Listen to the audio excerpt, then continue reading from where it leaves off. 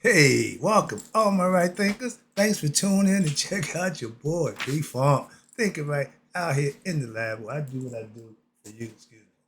I got something nice for you today. We about to go into my area of what I consider my wheelhouse. So let's go breaking down the aspects of the god and goddesses, aka the Neteru. That's really you. I got you. Let's go. This title, right thinkers. Excuse me. Ooh, whoa, whoa, slow down. Yeah, I'm ready to go. I'm right thinkers. 21 rules to live by. Storytelling. Story with a message. I got a message for you today in the story. So understand that. I appreciate you. The numbers looking good. You tuning in. I'm going back to doing what I do. Teaching. And I got you. So let's go. I'm excited. Right thinking mission. And that's what I'm on. Now is to enlighten, inspire, educate, and motivate you, the individual, to a higher spiritual level of enlightenment. Right thinking way of life through mental and spiritual discipline daily will help and guide you to obtain your goal of what? Spiritual enlightenment, aka know thyself. My mission, and that's what I'm on, is to get all right thinkers to know thyself. Excuse me. And all right thinkers, if you're, excuse me, right thinker, I got this tea going this morning. If you're a right thinker, your goal is to know thyself. I'm gonna give you everything you need to make that possible. So let's work together and get it done. So the question, do you know you? It's rhetorical, yeah, but if you know how to answer for yourself, tune in. I can help you with that. That's what I do for you. Let's go.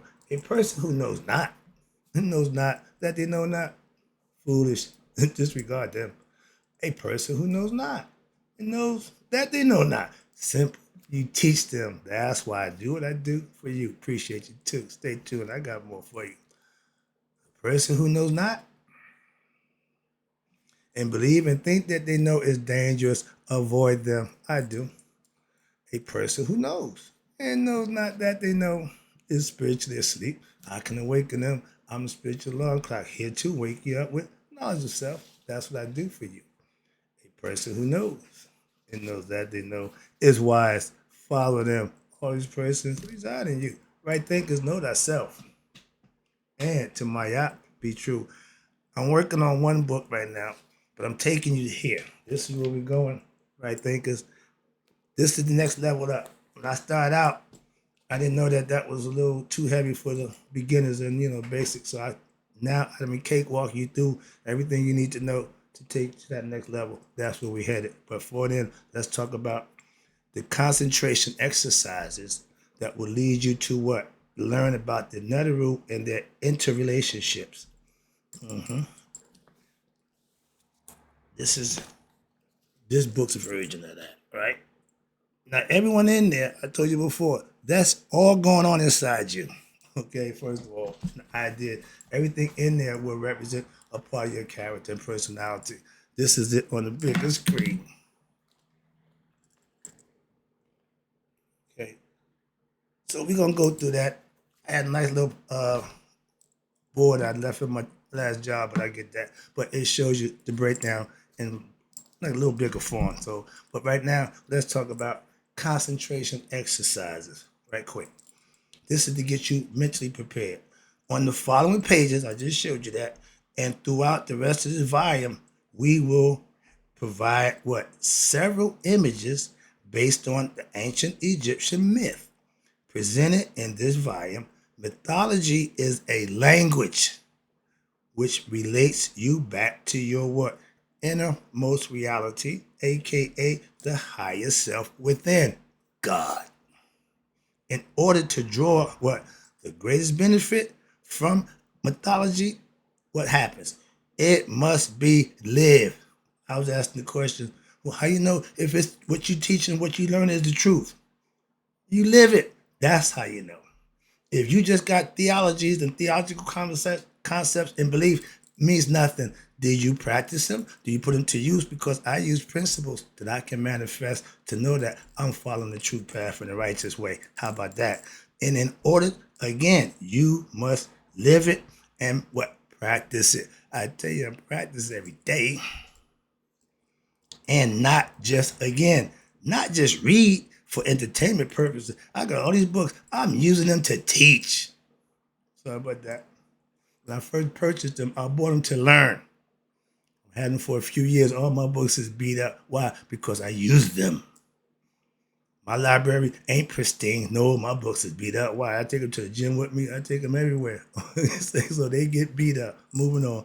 So, but the images, okay, may be used for what? Concentration, meditation purposes, and the exercises as follows. Let me break it down for you right quick. Let me show you this. Okay. The dot is you. The vision that you can have, these are the gods and goddesses, or we know them as the Neteru. I'll break them down for you so you can use them as meditation concepts. Now, prior to the practice of formal meditation, we just went through all that. Sit quietly, stare at a picture. I got one right there. Or a statue over there. See? Of a deity. That, Maya. I'm good with that. Symbolically, I can identify with what I sacredly hold to worship and the reasons why. If you're going to do something, at least understand why you're doing it. That's all. So when you have understanding, you got earnest in what you're doing. And now you have what? At regular intervals, you can close your eyes. This is a quick meditation technique exercise. Close your eyes and retain the form in your mind. Close your eyes, visually see it. As long as you can, hold that thought. That's part about meditating. Hold your thought to as long as, I call it holding your water. As a football player, back in the day, I would tell my linemen, it's going to be on 3 count. Hold your water. Don't get anxious. Don't jump. So that's what they try to get you to understand. Focus. Stay on point. 1, hut, hut, hut. Okay, you don't move to that gun sound. You don't move to the hut come out. I watched my man teach somebody about what the gun sound. If you racing, don't people French. No, that's the goal. That's the part that sets you off. So understand it conceptually, but it's all mental. Again, in the mind. Train the mind to do what you want it to do. It just ain't gonna do it because you wanted to when you wanted to. No, like the children. If you have kids and they're disciplined because you teach them at home to be disciplined, when they go out and about in public, they'll be disciplined. So, everything has an equal opposite. My point is, when you don't do it at home, don't think it's going to happen magically when you got in public. They're going to be the same disrespectful kids, okay, that they was at home because you didn't stop it then. So you ain't going to stop it now, but you expect them to understand when you're in public. They don't care. If you taught them the right way, then they will acquiesce in public. Simple parenting technique. Moving on. I'm tired of seeing bad kids and the parent don't do nothing about it. Sorry. Moving on. Where we at? I don't know. Okay. But when you practice, you may also, practice. This is called visualization. The image while what? While recalling the attributes as described in the myth. Perfect example. We know that Asar is the spirit from God that came into the physical form as man. He was killed by his what? His brother, which represents what? The ego. We gave him character. We put him into position as a myth so that we can learn and understand. I'm Asar. I'm also his resurrected son, Haru. We all are in the flesh conceptually. So understand that. But back to the lesson. But when you see these attributes as facets of what? Your own life. I'm telling you, this is you. When I get done, you'll understand just what I'm talking about. So let's go. That's the lesson. It's all right here. And if you understand the headdress, the meaning, the significance of each one of them, that's all you mastering yourself at every aspect. They got every part of us covered way before we thought they did. Trust me, they're way ahead of us. Moving on. But they knew how to use these characters to show you how to what? How experiencing the trials and tribulations of what? That mythological character, as well as their triumphs and growth into what? Spiritual awareness. There's a purpose, there's a reason. And if you master it, you'll walk yourself right into what? God's graces. I did. I didn't know what the hell I was doing. Okay. But I can tell you how it's done now. I'm fully aware of it now. Above, I just showed you the Supreme Being. That's the Nebuchadnezzar. He manifests as various gods and goddesses as well as what? Human beings, nature, and all the elements. Hence, the all omnipresent, all that stuff that y'all give the title. God is the title that signifies all these attributes. Same thing. Okay. And since, watch this, thus the one arise, what? Out of the one, from the one arise what? Many. However, all objects are in reality what? Just a reflection of what? The one. And since a reflection, you know, you look in the mirror reflection is what? It's not real. Only the one is real. Conceptually, that's what we try and get you to understand with the spirit that's in you. You got to conceive that idea and understand that you and him are the same, the one. And watch this. Therefore, even though there appears to be multiplicity, and we start with duality as humans, we get that option. In creation, and that's what it's about, these only what? These are only illusions based on what? Human ignorance. All is one, and the one is who? God. That's my basis. And what I can tell you, everything is on the one. Now let's get over here to the good stuff. All right, let me show you this right quick. Now this is the big version. Okay, what I just showed you. And from stem to stern, I'm gonna break down the Paiut, Neteru, the company of God and goddesses. Okay, woo. When you get done, when I get done, right thinkers, you should have a better perspective about yourself. Hopefully, you should know thyself. Boom. Let's go. Now, where we at? Starting at the top. The diagram above provides what? The insight into the divine images and also the relationships between the varied divinities. And you got more information on the She Top Neteru book. I got that also. Now, in the meditation system, enjoined in the ancient Egyptian story of Neteru, I just gave that lesson a little while ago, and Tahuti, the divine forms of what? Goddess Neteru and the god Tahuti are to be adored. Why? Because it's significance in you understanding you for higher conscious understanding. Okay? We got the forms of Neteru. You see her one time, she's the lioness, she's the passion of love and life in ancient Egyptian mythology. We know of Neteru. The Greeks called her Hathor, the daughter or the eye of Ra. Again, a little bit confusing, but understand, I'm gonna give you the real deal. And then the next one down here, you'll see, okay, you see at top, you see one with the sun disc and the cow horns. Then you see the one with the plumes. Then you got to see the one with the cow horns again also. All of them wear the cow horns because it was significant in ancient times. And you'll see that the bottom two after that is Hathor with the cow-headed goddess of creation. And then you have the other goddess with the lioness form, which exemplifies the serpent power, the Sekhem. It was a female lioness when she came down. The eye, she turned into the female lioness and did work. Okay. They knew in the jungle, the lion didn't do a whole bunch of nothing. The female ones you got to worry about. Why? They got to go do the hunting. They got to feed them kids. They're going to get on their grind. Okay, so let's understand that. Now let's talk about the forms of Tahuti right quick. Each one of these aspects is an aspect of your character. Starting with the serpent power, starting with Haru, the female aspect of Haru, you get an understanding, living within yourself. Heck, okay, the house within Haru's house, living in his own house. Within God lives within himself, his creation. All this is conceptually, and if you follow the story, that's what it's trying to tell you. Watch this. Now, the ancient, Tahuti, sorry about that. We did the Tahuti thing. The ancient Egyptian god Tahuti appears in form of two forms. One's a baboon, because they always thought the baboon was always seen to be thinking, contemplating. So they used him to signify thought, mind. They call him thought. The Greeks call him thought anyway. And he's the form of the baboon.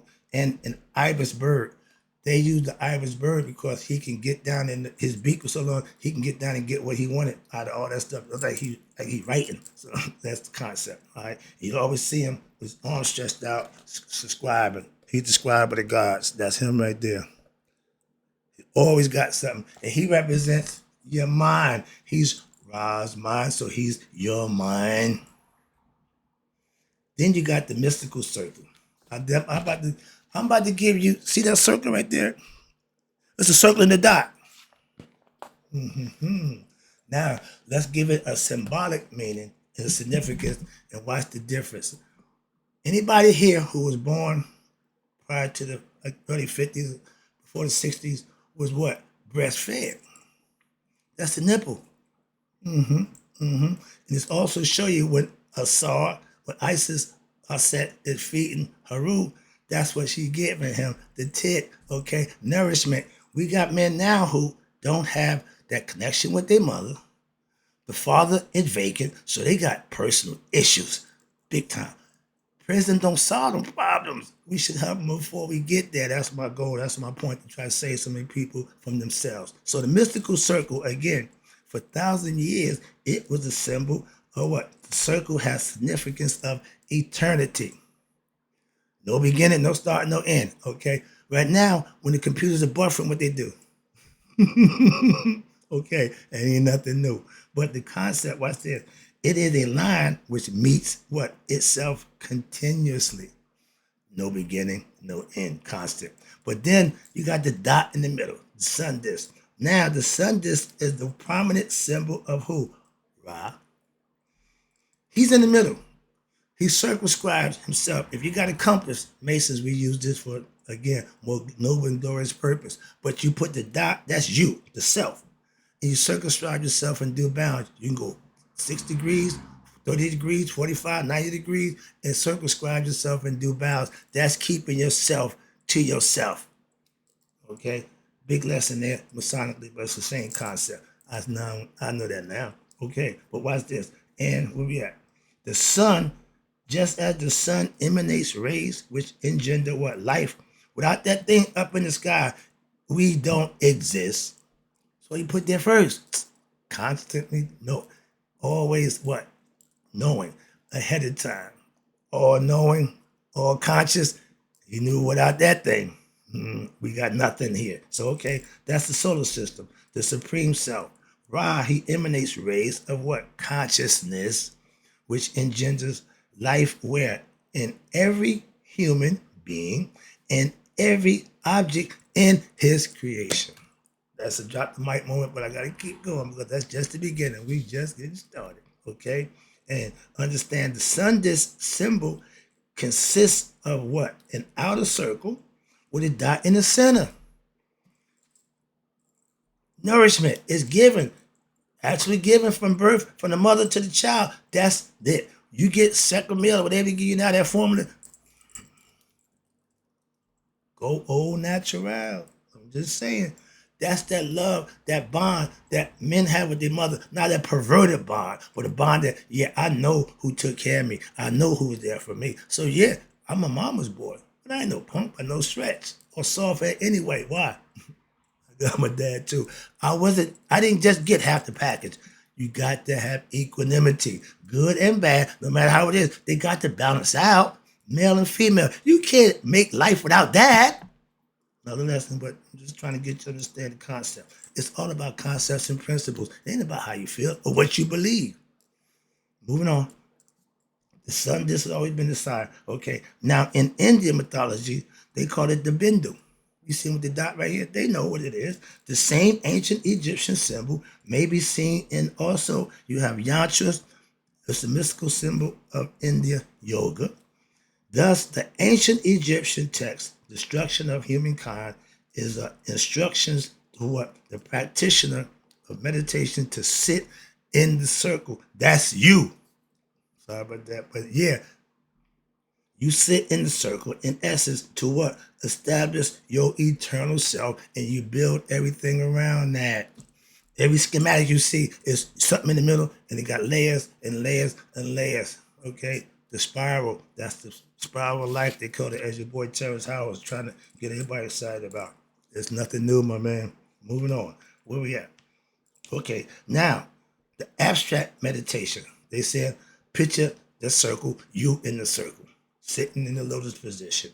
And the circle may also be used as an abstract meditation of the self, which is beyond name, form, as you concentrate on just the circle, focus on its all-encompassing internal nature instead of what associating it with what a deity or form. This is abstract meditation, seeing nothing but the dot in the circle. Okay, now let's go back a little bit. I'm gonna break down a few of these lessons from the Paiute company of gods. I can't let this one get away. On the top level, you see the Neteru. I tell you, he was one suited and booted.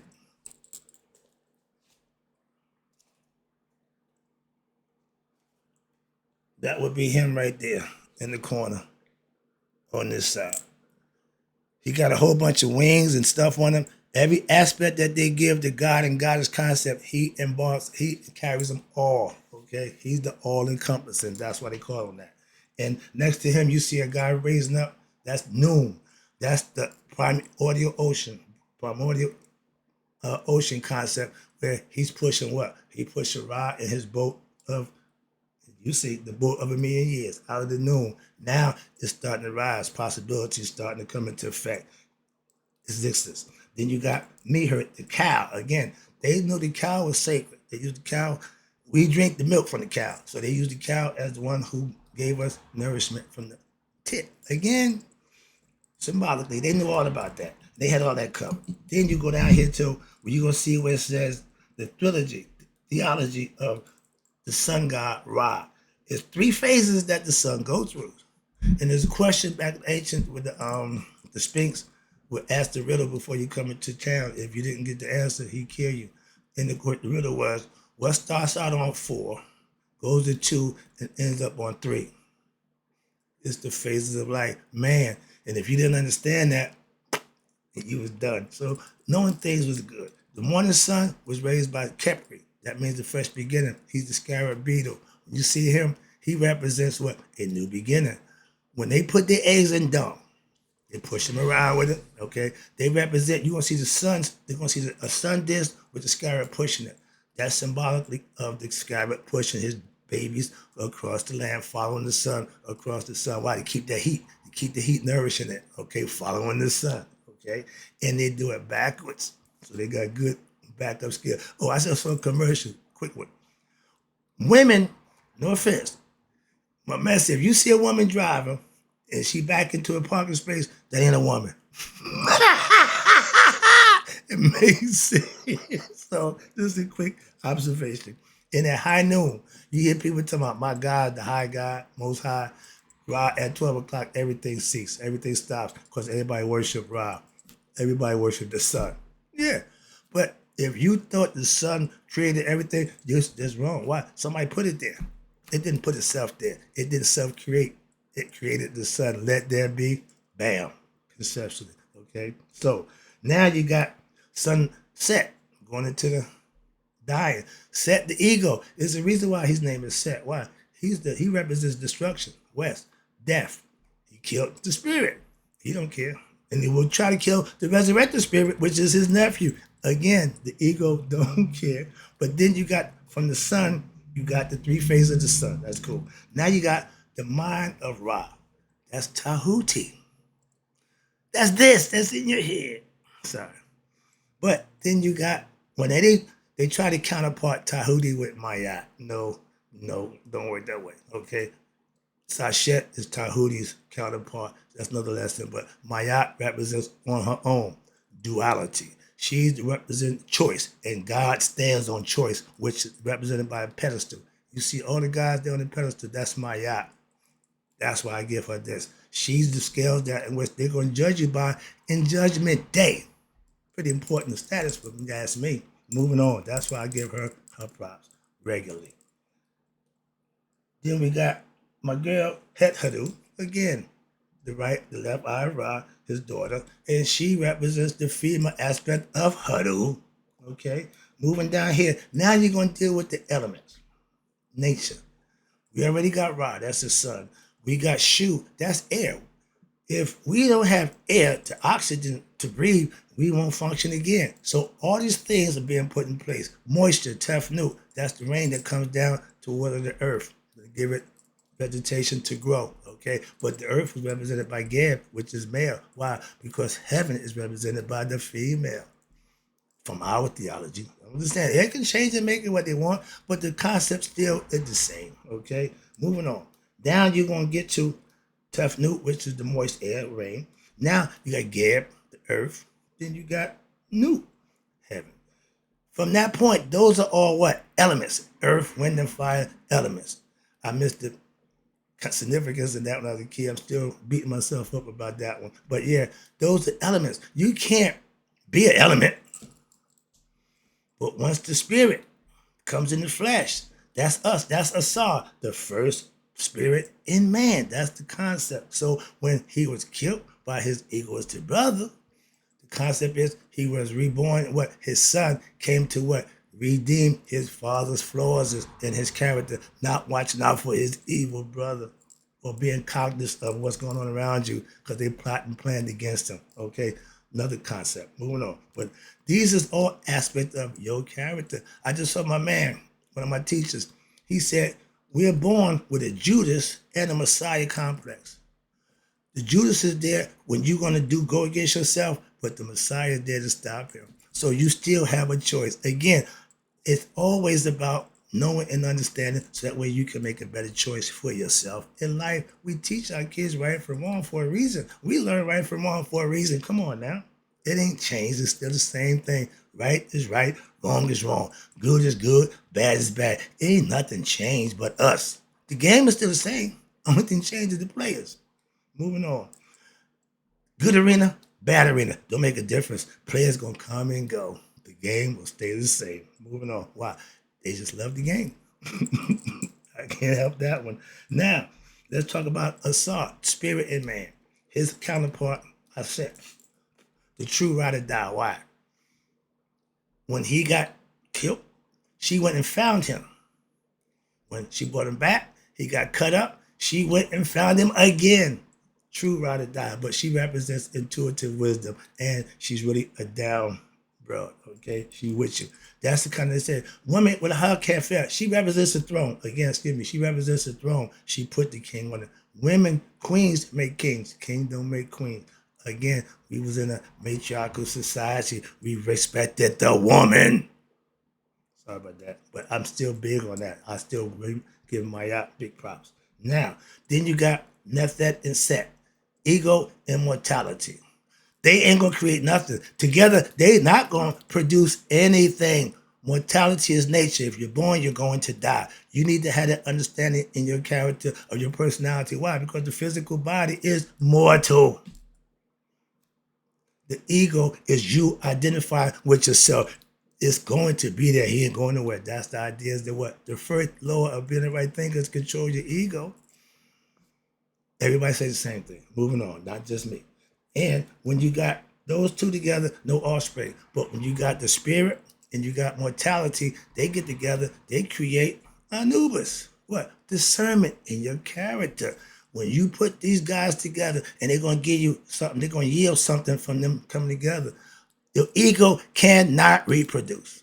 Simple as that. It's one of a kind. Unique. It ain't going to do nothing but be what it be. Understand that. We knew that a long time ago. Y'all call him the devil. Same thing. Moving on. It's not good. How about that? The devil just means opposition to God. And if you ain't doing what you're supposed to do, that makes you the devil. So let me stop this lesson right here. I got some more to go, but right now I'm trying to get across the aspects and principles. They're not physical people. We know that. I asked AI. How about this? I asked AI, did the people in the Bible exist?